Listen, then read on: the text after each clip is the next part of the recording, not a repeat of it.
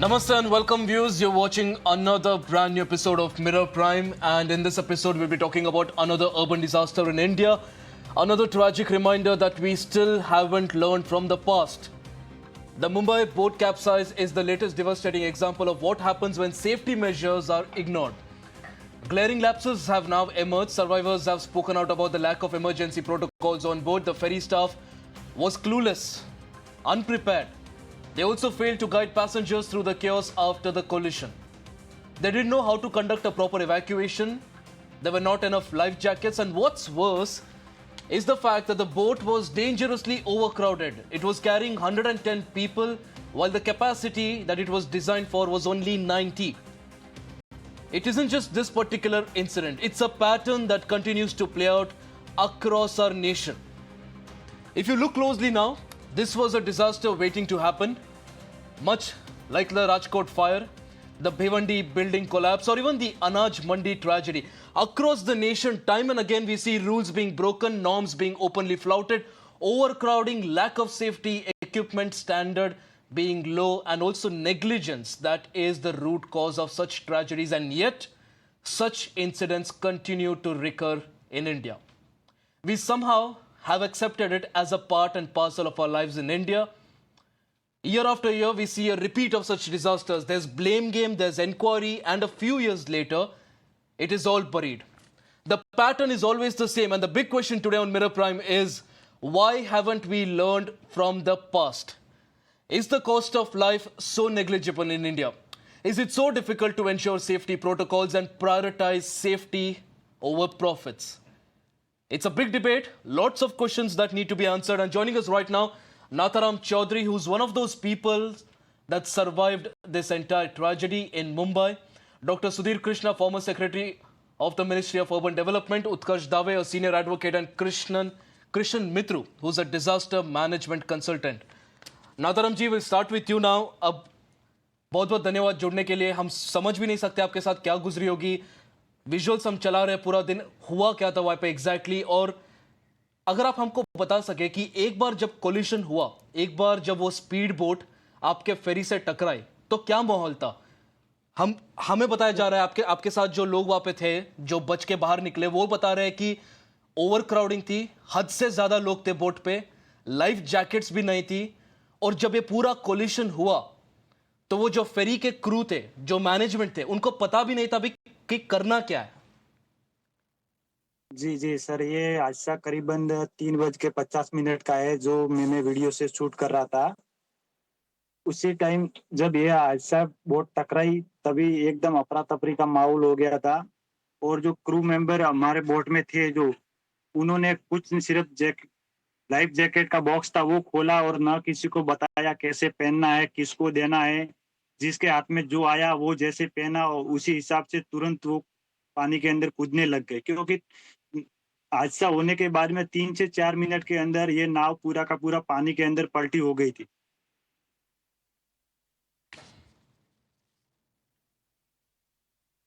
जी. और नाथाराम जी, ओवरक्राउडिंग भी था वहां पे. लाइफ जैकेट्स काफी थी वहां पे, क्योंकि बोला जा रहा है कि लोग 110 लोग थे करीबन, लेकिन लाइफ जैकेट्स उतनी थी नहीं वहां पे. नहीं सर जी, लाइफ जैकेट करीबन मुश्किल से होगा तो 50 से 60 लाइफ जैकेट होगा. इससे ज्यादा कोई लाइफ जैकेट नहीं था, क्योंकि बहुत लोग थे वो लाइफ जैकेट बिना पहने कूद गए थे. और जिसने लाइफ जैकेट पहना है उनकी मदद से कोई हाथ पाँव पकड़ रहा था, कोई पाँव पकड़ रहा था. उसी हिसाब से एक दूसरे को सब मदद कर रहे थे. जी. I'll also get in Dr. Sudhir Krishna right now. Dr. Sudhir Krishna, we're just listening to one of the survivors here, and it's absolutely tragic. These are people who went there with their families. Some of the families are completely destroyed. Some have lost their little ones. And all this, what boils our blood today is the fact that this was completely avoidable. And yet, this occurred because a bunch of people thought that it's better to have lesser life jackets, fill in more people because that's more profitable. They were chasing profits, and now what we see is that innocent families have been destroyed forever. And this is a pattern that repeats across the nation. I think this is a merchant ship, this is a passenger vessel, and it is regulated under the Merchant Shipping Act. and there is a very specific rule made for regulating the safety activities, and it is called the Merchant Shipping Life Safety Appliances Rules. And that rules has prescribed that the availability of lifeboats, life jackets, buoys, and so on and so forth. It is unfortunate that these rules are not being enforced properly, and there is a reason behind it. The reason is that there is inadequate staff, and the whole system is not clear whether state government has to enforce, or if it is the port trust area, port authority area, whether port authority will enforce. And and the central government has got coast guard is also there. So I think these things are not getting proper attention in the area where passenger ships are moving, passenger vessels are going. The Navy also conducting their own exercises. Just a month ago, if you kindly remember, that there was a Navy submarine which collided with a fishing boat just a month ago, and fishermen had died there, and the submarine also got damaged. So in India, the population is very dense, and coastal areas are also having all kinds of activity, commercial activities, naval activities, and passenger, this kind of tourism activity. And in fact, inland also same problem. Inland waterways are also very prominent. In all parts of every state, we have got people cross the river on boat. There are large water bodies, people are crossing that, but regulatory arrangements are very much lacking. So I think this is you have done a wonderful thing. Mira now has done a wonderful thing by organizing this discussion, and I think the government should, all levels, government of India, state government, and local bodies also, they must take note of it and make specific rules and create staff positions, no, which will monitor very carefully. A lot of activities are required. We should not let it go just like a one-off incidents. Absolutely. Absolutely, Dr. Sudhir ji, a lot of things are required, and we'll be talking about all of that today in our debate. Krishan Mitru ji, now let's expand our focus. Let's look at what's happening across the nation. Now, I'll just ask my team to play out some of the other tragedies that have occurred across the nation and how all of these tragedies were completely avoidable. Now, 2022, Morbi, 141 people died, and the reason for that was that structural deficiencies were there in the bridge and rusted cables, completely avoidable. 2023, Delhi Coaching Center, 61 people suffered injuries, multiple people died, and this was also because of negligence. They did not have the license, they continued to function, and people had to pay with their lives. 2023, Vadodara, boat capsized, 14 people dead, and again, the same reason. Life jackets were not provided to the people who were trying to escape. 2023, a baby care new hospital fire, 7 newborns died, and yet again, this was because this particular center operated without a license. Nobody checked it. 2024, 35 people died in a fire in Rajkot, and this also was because of negligence. And today we are looking at this Mumbai tragedy. So the question here, Krishanji, is the fact that accidents, tragedy can occur anywhere, anytime. But these are basically murders. These are acts committed by people who know for a fact that they're trying to focus more on profits instead of trying to provide safety to people, that this can lead to deaths of people, and it has, but they still continue to do so. So it's high time that we start looking at these not as tragedies but as murders. Thank you very much for inviting me for this discussion. It is really pathetic to see the way I would include myself, we conduct ourselves in public life. There is no doubt that there have been accidents, repeat of accidents, and repeat of accidents, any number.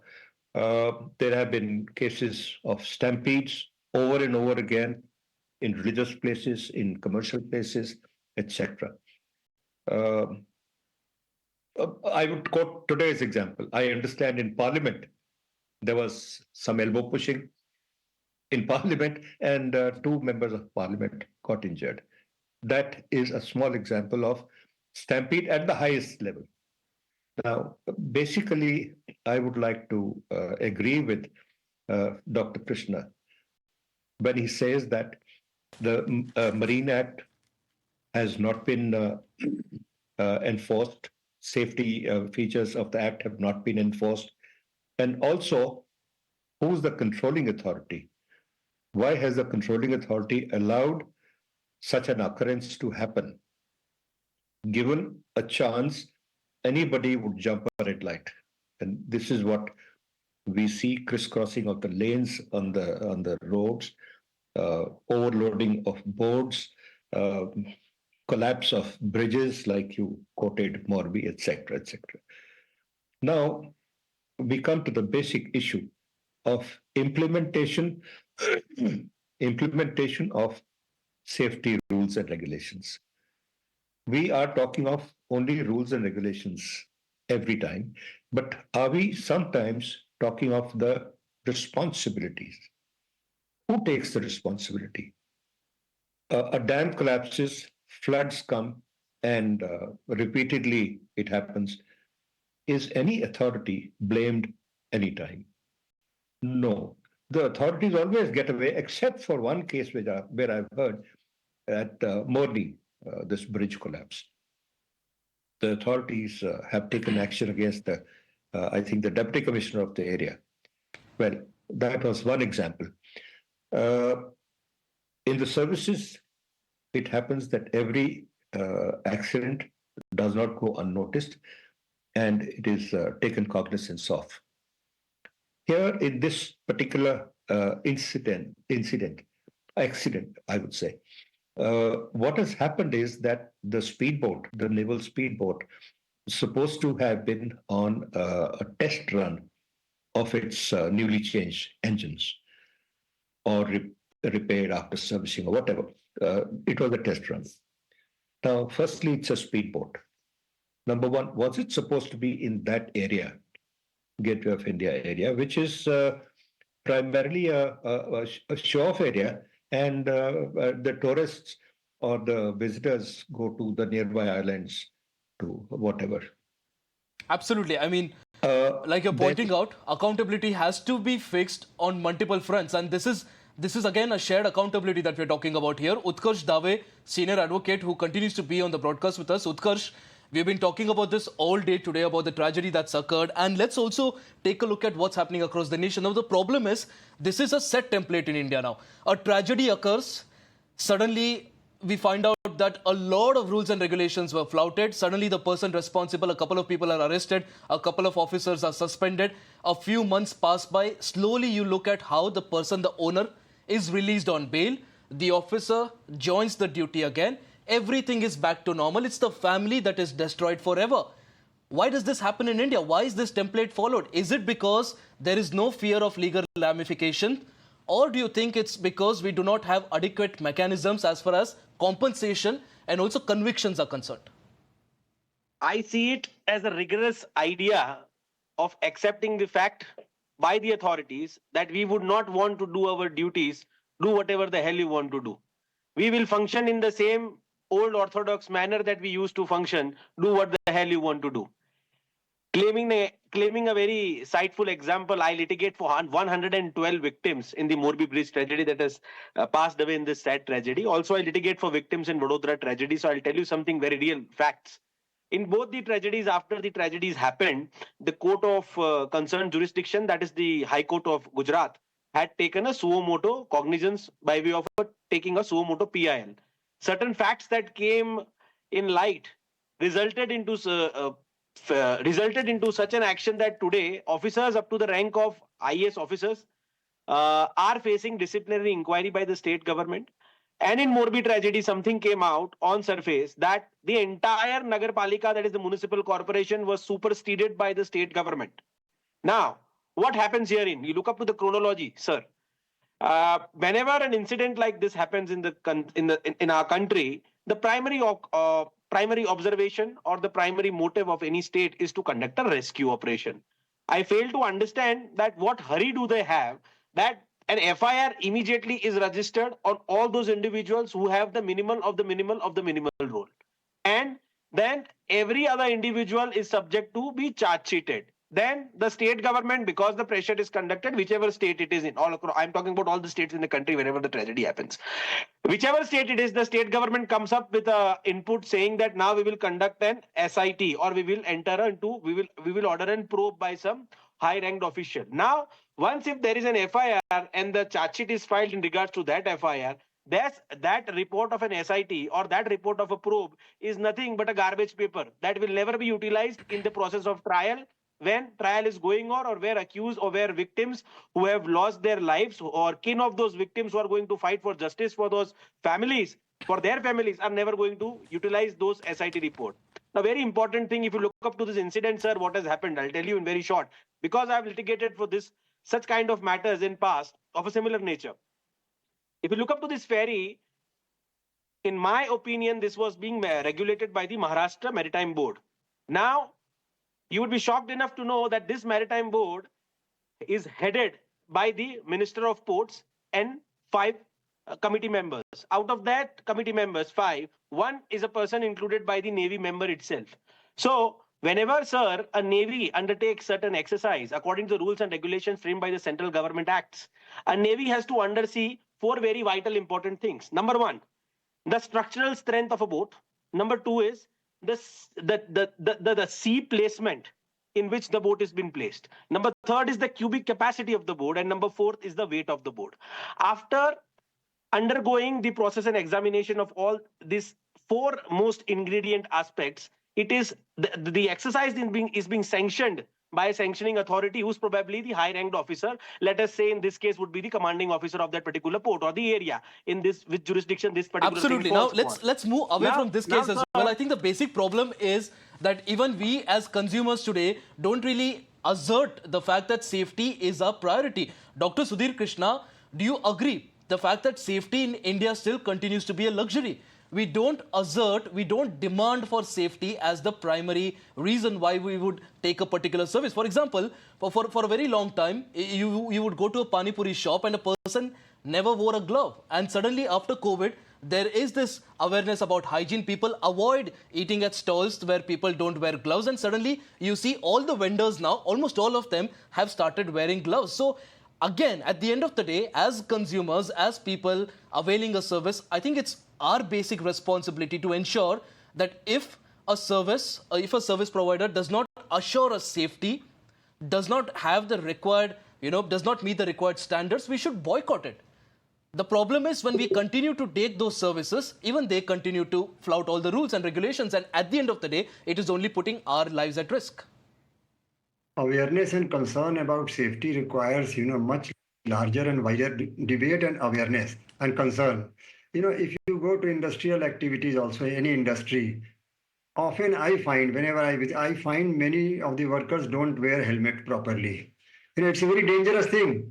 And I asked the supervisors as to why you are not enforcing this mandatory requirement of, helmet, and very basic requirement. They say the workers are unwilling to wear the helmet whenever I push them. And after some time, both parties surrender to the situation. Similarly, you go to construction activity. The construction workers don't wear the proper safety gears. You find it. And you find the result also off and on here. It becomes so common that, we have stopped taking note of it, except in occasional cases when many people die. Otherwise, workers get injured so very often. Road crossing, zebra crossings are not, well lit, and the signals don't work often. And often people also jump the signals also. They want to cross the road when the light says that you should not cross the road.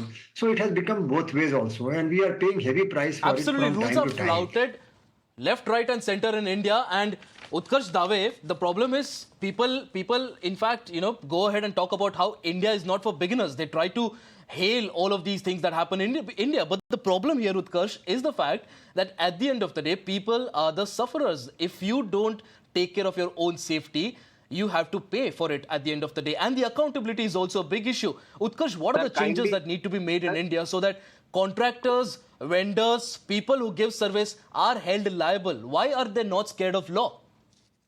Sir, kindly see that the pictures that are being surfaced online on your reputed news channel, on your prestigious news channel, any layman can make out that the boat in which these people are traveling is already in a precarious and a dilapidated condition. Similar thing was in Vadodara. Double the capacity of the individuals were allowed to sit on the boat. Secondly, no life jackets But Utkarsh, at that's all. the big question. Everyone can make out that rules are not followed, but why is action only taken after a tragedy occurs? That's the problem. That's the basic problem in India. Action is taken and people wake up only after there's a tragedy.